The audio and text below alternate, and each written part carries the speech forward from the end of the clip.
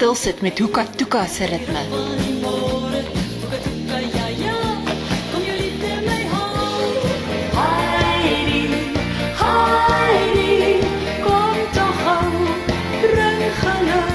En wie kan nou vergeet hoe ons voor die televisie reggeskuif het vir ons gunsteling, Heidi.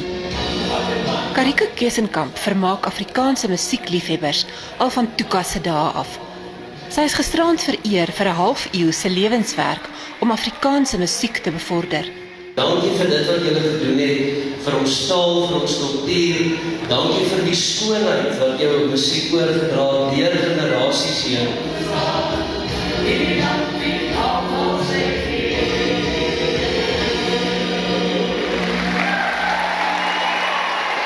Sy is nie net 'n huishoudelike naam nie, maar 'n roos met haar naam kan ook menige tuin versier. Jy weet, ek het nie gedink toe ek 50 jaar gelede begin sing het.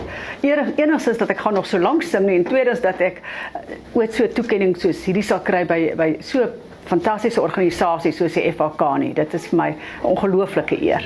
Waar woon liewe Heksie, en hoe lyk haar huis? Mag die fluweelstem nog 50 jaar lank opklink.